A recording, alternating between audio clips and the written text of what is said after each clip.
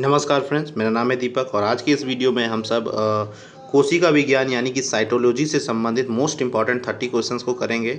और ये बहुत ही अच्छे और बहुत ही इंपॉर्टेंट प्रश्न है, तो आप इस वीडियो को शुरू से अंत तक देखिए।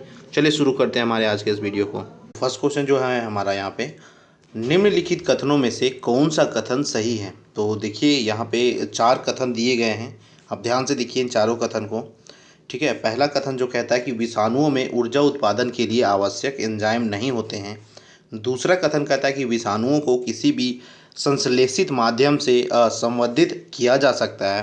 तीसरा जो स्टेटमेंट है, विषाणुओं का एक जीव से दूसरे जीव में संचालन केवल जैविकीय संवाहकों द्वारा होता है। तो देखिए इस क्वेश्चन का जो है वो राइट आंसर हो जाएगा ऑप्शन सी 1 एंड 3। यहाँ पे ये ऑप्शन एंड ये ऑप्शन करेक्ट है। वहीं पे ये ऑप्शन विषाणुओं को किसी भी संश्लेषित माध्यम से संवर्धित नहीं किया जा सकता, ऑप्शन बी क्या है, इनकरेक्ट है। नेक्स्ट क्वेश्चन देखिए।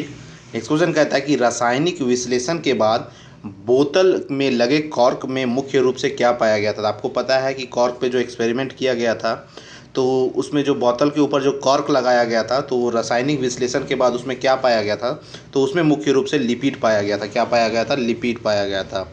नेक्स्ट क्वेश्चन देखिए कि प्रोटीन संश्लेषण में निम्न कोशिकांगों में से किनकी भूमिका सबसे अधिक महत्वपूर्ण है। तो देखिए प्रोटीन संश्लेषण में जितना कोशिकांग दिया गया है उनमें से सबसे महत्वपूर्ण भूमिका जो होती है वह होती है प्रद्रवी जालिका और राइजोसोम्स की जो है वो सबसे इम्पॉर्टेंस होती है प्रोटीन यानी कि प्रोटीन सिंथेसिस में। इसकी इम्पॉर्टेंस जालिका और राइबोसोम्स की इम्पॉर्टेंस बहुत ही अधिक होती है। ऑप्शन बी क्या है इसका करेक्ट होगा। नेक्स्ट क्वेश्चन देखिए, निम्नलिखित कथनों में से कौन सी एक सही है। तो देखिए इस 4 ऑप्शन दिया गया स्टेटमेंट, आप देख लीजिए, पढ़ लीजिए चारों स्टेटमेंट को। ठीक है, तो इसमें पूछ रहा है कि कौन सी स्टेटमेंट जो है वो सही है। तो देखिए आपको बता दें कि वनस्पति और जंतु दोनों ही कोशिकाओं में कोशिका कला होती है। तो ये जो स्टेटमेंट है वो स्टेटमेंट जो है वो एकदम सही है, बाकी स्टेटमेंट में एरर है। चलिए नेक्स्ट क्वेश्चन देखते हैं कि निम्नलिखित में से किसको कोशिका का पावर हाउस भी यानी कि पावर प्लांट भी कहा जाता है। तो देखिए माइटोकॉन्ड्रिया को आपने बचपन से पढ़ा होगा, माइटोकॉन्ड्रिया को हम लोग पावर हाउस भी कहते हैं।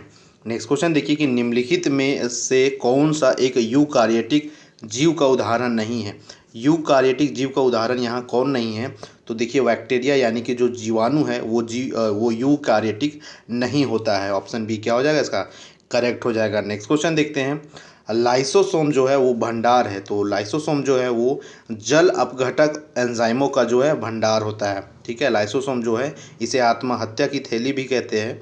ये जल अपघटकों का एंजाइम्स का ये भंडार होता है। नेक्स्ट क्वेश्चन देखिए कि कोशिका जंतु कोशिका की अपेक्षा अधिक वृद्धि कर सकती है, क्यों। देखिए कोशिका जो जंतु होता है वो कोशिका के अपेक्षा भी ज़्यादा वृद्धि कर सकती है, क्यों। क्योंकि राइट आंसर जो इसका हो जाएगा वो होगा, यहाँ ऑप्शन देख पा रहे हैं आप, चारों ऑप्शन ध्यान से देख लीजिए। इसमें जो राइट ऑप्शन है वो ऑप्शन डी है कि पादप कोशिका की बड़ी केंद्रीय रसधानी कोशिका द्रव्य की गहराई को कम करती है तथा अंदर प्रवेश करने वाले अणुओं का प्लाज्मा भित्ति से कोशिका द्रव्य के सभी भागों में तेजी से विसरित कराती है। तो देखिए जो पादप कोशिका जो होती है इसकी जो बड़ी केंद्रीय वैक्यूल यानी कि सेंट्रल वैक्यूल जो होती है, सेंट्रल वैक्यूल सेल होता है, वो द्रव की गहराई को कम कर देती है। ठीक है, और जो अंदर प्रवेश करने वाले जो भी अणु होते हैं उसको प्लाज्मा भित्ति से कोशिका द्रव्य के सभी भागों में जो है वो क्या करती है, विसरित करवा देती है, यानी कि डिफ्यूज़न करवा देती है। यही कारण है कि जो कोशिका जो जंतु है वह कोशिका की अपेक्षा अधिक वृद्धि कर सकती है। ठीक है, चलिए नेक्स्ट क्वेश्चन देखते हैं। नेक्स्ट क्वेश्चन है, क्वेश्चन का फ़ॉन्ट आप लोगों ने ही बढ़ाने के लिए हर वीडियो में कमेंट करा था, इसलिए बढ़ा दिया गया है। तो अब कुछ ऑप्शंस कटेंगे तो आप एडजस्ट कीजिएगा इसको। चलिए नेक्स्ट क्वेश्चन देखिए, पादप कोशिकाओं में डीएनए निम्नलिखित में पाया जाता है। तो पादप कोशिका जो होते हैं, है ना, प्लांट सेल जो होते हैं, उसमें जो डीएनए जो है वो सभी में पाया जाता है। किस सभी में? तो हरित लवक में, केंद्रक में और सूत्रकनिका, इन सभी चीज़ों में जो है वो क्या डीएनए जो है वो पाए जाते हैं। ठीक है, नेक्स्ट क्वेश्चन देखिए कि कोशिका का जीवित अंश जीव द्रव्य यानी कि प्रोटोप्लाज्म कहलाता है, यह किससे बना होता है? तो प्रोटोप्लाज्म जो है वो कोशिका का जीवित अंश कहलाता है। यह किससे बना होता है? तो प्रोटोप्लाज्म जो है वह बना होता है कोशिका द्रव्य, केंद्रक द्रव्य और अन्य कोशिकांगों को मिला के बनाया जाता है क्या? प्रोटोप्लाज्म। आपको ये क्वेश्चन भी याद रखना है। नेक्स्ट क्वेश्चन देखिए, निम्नलिखित में से छोटी कोशिका है, तो छोटी कोशिका कौन है? वो माइकोप्लाज्मा जो है वो सबसे छोटी कोशिका इन चारों में से है। नेक्स्ट क्वेश्चन देखिए कि जीवन का भौतिक आधार है, तो जीवन का जो भौतिक आधार है वो प्रोटोप्लाज्म है। ठीक है, प्रोटोप्लाज्म है जीवन का भौतिक आधार। अच्छा, सेल भी आपने पढ़ा होगा, cell is the fundamental unit of life. लेकिन यहाँ ये भौतिक आधार जो बोला गया जीवन का भौतिक आधार, ये प्रोटोप्लाज्म को किसके द्वारा बोला गया है? एक हेक्सले नाम के साइंटिस्ट थे। कौन? हेक्सले नाम के जो साइंटिस्ट थे उनके अकॉर्डिंग जो है प्रोटोप्लाज्म ही जीवन का भौतिक आधार होता है। ठीक है, चलिए नेक्स्ट क्वेश्चन देखिए, निम्नलिखित में कौन सबसे बड़ा कोशिकांग है? तो देखिए केंद्रक जो है वो सबसे बड़ा कोशिकांग होता है। ठीक है, इन सभी में केंद्रक जो है वो सबसे बड़ा कोशिकांग है। नेक्स्ट क्वेश्चन देखिए, कोशिका को एक निश्चित रूप प्रदान करती है, तो कोशिका को एक निश्चित रूप कौन प्रदान करवाती है? कोशिका भित्ति। ठीक है, कोशिका भित्ति जो है वो किसी भी कोशिका को एक पर्टिकुलर जैसा शेप देना चाहे वो शेप देती है कोशिका भित्ति। नेक्स्ट क्वेश्चन देखिए कि जीव द्रव्य जीवन का भौतिक आधार है, यह मत दिया है। तो जीव द्रव्य जो है वो जीवन का भौतिक आधार है, यह मत हक्सले ने दिया है। जैसा कि अभी मैंने आपको बताया था ना, जीव द्रव्य प्रोटोप्लाज्म जो है वो भौतिक आधार है, वह मत हक्सले के द्वारा दिया गया था। याद रखना है आपको ये भी। नेक्स्ट क्वेश्चन देखिए कि गुणसूत्र शब्द प्रदान किया, तो गुणसूत्र शब्द है वह वॉल्डेयर के द्वारा दिया गया। किसके द्वारा? वॉल्डेयर के द्वारा ये गुणसूत्र शब्द प्रदान करवाया गया है। नेक्स्ट क्वेश्चन देखिए कि माइटोकॉन्ड्रिया किसमें अनुपस्थित होता है? तो माइटोकॉन्ड्रिया जो है वो जीवाणु में अनुपस्थित यानी कि एब्सेंट, बैक्टीरिया में जो है वो माइटोकॉन्ड्रिया एब्सेंट होता है। नेक्स्ट क्वेश्चन देखिए, लाइसोसोम्स कार्य करते हैं, तो लाइसोसोम्स जो है वह क्या कार्य करते हैं? वह अंतः कोशिकीय पादन में काम करते हैं। ठीक है, अंतः कोशिकीय पादन में लाइसोसोम्स का काम होता है। नेक्स्ट क्वेश्चन देखिए, इसमें मैच करना है आपको, सुमेलित करना है। यहाँ 4 ऑप्शंस दिए गए हैं, यहाँ ध्यान से आप क्वेश्चंस को पहले देख लीजिए। ठीक है, ध्यान से आप क्वेश्चंस को पहले देख लीजिए। ठीक है, तो देखिए इसका राइट जो आंसर है वह है ऑप्शन डी। अब ऑप्शन डी में क्या है? तो देखिए ए के सामने 3 होगा, बी के सामने 1 होगा, सी के सामने 2 और डी के सामने 4। तो मैच करते हैं, ए के सामने 3 यानी कि माइटोकॉन्ड्रिया श्वसन। ठीक है, अब नेक्स्ट क्या है? तो नेक्स्ट है कि बी के सामने 1 होगा, तो बी के सामने 1 यानी कि हरित लवक किस में हेल्प करता है? प्रकाश संश्लेषण में। सी के सामने 2 यानी कि स्टोमेटा जो है वह वाष्पोत्सर्जन में हेल्प करता है, और कोशिका भित्ति जो है वो रसाकर्षण में हेल्प करता है। ठीक है, रसाकर्षण में हेल्प करता है, तो ये करेक्ट मैच हो गया। ठीक है, चलिए नेक्स्ट क्वेश्चन देखते हैं। नेक्स्ट क्वेश्चन है, इसमें भी आपको मैच करना है। 4 ऑप्शंस है, 4 सामने आपको मैच करना है। देखिए इसका क्या आंसर होगा, ध्यान से क्वेश्चन को देख लीजिए। ठीक है, ठीक है, तो यहाँ देखिए इसका भी आंसर जो है वो डी है, और ए के सामने 4, बी के सामने 3। ठीक है, तो केंद्रक जो है वो डीएनए केंद्रक में पाया जाता है, और माइटोकॉन्ड्रिया जो है वह श्वसन, ठीक है, इसमें हेल्प होती है, और सी का जो 2 है यानी कि हरित लवक जो है वह प्रकाश संश्लेषण में, और राइबोसोम्स है यहाँ पे प्रोटीन का सिंथेसिस यानी प्रोटीन संश्लेषण होता है। तो इस प्रकार से ये मैच हो गया। ये यूपीएससी के द्वारा पूछी गई प्रश्न है ये, और क्वेश्चन नंबर जो अभी ऊपर वाला हमने पूछा था ये दोनों यूपीएससी के द्वारा पूछा गया प्रश्न है। चलिए नेक्स्ट क्वेश्चन देखिए, सभी जैव यौगिकों का अनिवार्य मूल तत्व है, तो जितने भी जैव यौगिक होते हैं उन सभी का जो मूल तत्व, जो फंडामेंटल एलिमेंट जो होता है वो कौन सा होता है? वह होता है कार्बन। ठीक है, कार्बन जो है वो फंडामेंटल एलिमेंट होता है सभी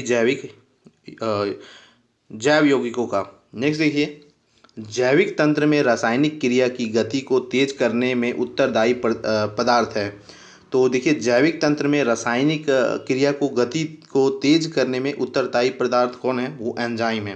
एंजाइम ही है जो जैविक तंत्र में जो है वो केमिकल रिएक्शन यानी कि केमिकल प्रोसेस को जो है वो स्पीड प्रोवाइड करता है, तेजी प्रोवाइड करता है, ठीक है, एंजाइम्स।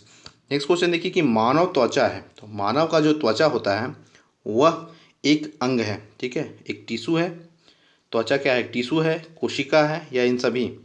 तो मानव जो त्वचा है वह एक अंग है, क्या है, एक अंग है हमारे बॉडी का। नेक्स्ट देखते हैं। नेक्स्ट है हमारा निम्न में से कौन पादप कोशिका में उपस्थित लेकिन जंतु कोशिका में अनुपस्थित होते हैं? तो पता है आपको लवक और कोशिका भित्ति जो है वो पादप कोशिका में प्रेजेंट होते हैं लेकिन जंतु कोशिका में एब्सेंट होते हैं, ठीक है, जंतु कोशिका में एब्सेंट होते हैं। नेक्स्ट देखिए कि निम्न में से किसे आत्महत्या की थैली कहा जाता है? तो इजी क्वेश्चन है, हमेशा से पढ़ते आए हैं आपने। लाइजोसोम्स को हम सब क्या कहते हैं, आत्महत्या की थैली कहते हैं। तो यहाँ हमें मैच करना है, चलिए मैच करते हैं। देखिए सबसे पहले इधर के आप पढ़ लीजिए और इधर के भी आप चारों अपने पढ़ लिया। अब हम सब मैच करते हैं। तो जो लाइसोसोम है वो क्या है, वो है स्वतः पाचन, ठीक है, स्वतः पाचन। नेक्स्ट जो है माइक्रोसोम, तो माइक्रोसोम जो है वो अंतःप्रद्रवी है, क्या है, अंतःप्रद्रवी। नेक्स्ट जो है आपका वो क्या है, माइक्रोट्यूब्यूल्स, तो माइक्रोट्यूब्यूल्स जो है वो क्या है, वो साइटोप्लाज्म है, क्या है, साइटोप्लाज्म। और नेक्स्ट जो है गोल्जीकाय, तो गोल्जीकाय क्या है, वह स्रावी कणिका है, ठीक है, स्रावी कणिका। तो ये आपका करेक्ट मैच हो गया। ए जो कि 2 से मैच करके आपका, बी जो कि 4 से मैच करके आपका, सी जो कि 1 से मैच करके आपका, और डी जो कि सॉरी सी 1 से और डी 3 से, ठीक है। तो ये करेक्ट मैच था। नेक्स्ट क्वेश्चन चलिए देखते हैं। नेक्स्ट क्वेश्चन है कि टमाटर में सॉरी फ्रेंड्स, यहाँ मैंने आपको बताया नहीं, ये तो मैच कर गया, लेकिन आपका इसका आंसर कौन सा सही है, ये सही है, ठीक है, A2 B4 C1 और D3। नेक्स्ट क्वेश्चन देखिए कि टमाटर में लाल रंग का कारण है। तो टमाटर में जो है वो लाल रंग का कारण होता है लाइकोपीन के कारण टमाटर में लाल रंग पाई जाती है, ठीक है, लाइकोपीन के कारण लाल रंग टमाटर में पाई जाती है। नेक्स्ट क्वेश्चन देखिए कि निम्नलिखित में से कौन सी संरचना और प्रकार्य का एक सही युग्म नहीं है? तो कौन सी संरचना और उसके प्रकार्य क्या जो सम्मिलित है, मैच किया गया, जो वो सही नहीं है? तो देखिए गोल्जी कॉम्प्लेक्स जो है वो दीर्घ अणुओं का टूटना, ये गलत है। गोल्जी कॉम्प्लेक्स में दीर्घ अणु नहीं टूटते हैं, ठीक है। नेक्स्ट है हमारा कि जीन अणु यानी कि डीएनए की संरचना को सबसे पहले किसने रेखांकित किया था? तो देखिए जीन अणु यानी कि डीएनए की संरचना को सबसे पहले जेम्स वाटसन और फ्रांसीसी क्रिक, ठीक है, इसको वाटसन और क्रिक से भी हम जानते हैं। तो वाटसन और क्रिक के द्वारा इसकी संरचना को सबसे पहले इन दोनों ने ही रेखांकित किया था। नेक्स्ट क्वेश्चन देखिए निम्न में से कौन सा कथन सही है? तो देखिए इसमें से कौन सा कथन सही है, ऑप्शन बी जो है वो सही है। कोशिका भित्ति पादप कोशिका की सबसे बाहरी निर्जीव परत होती है, ठीक है, तो कोशिका भित्ति जो होती है वो किसी भी पादप कोशिका की सबसे बाहरी निर्जीव परत होती है। तो फ्रेंड्स ये थे आज के हमारे इस साइंस सीरीज़ के मोस्ट इम्पॉर्टेंट 30 क्वेश्चंस। आशा करते हैं आपको ये वीडियो पसंद आया, कमेंट करके ज़रूर बताएं। थैंक यू, धन्यवाद, जय हिंद।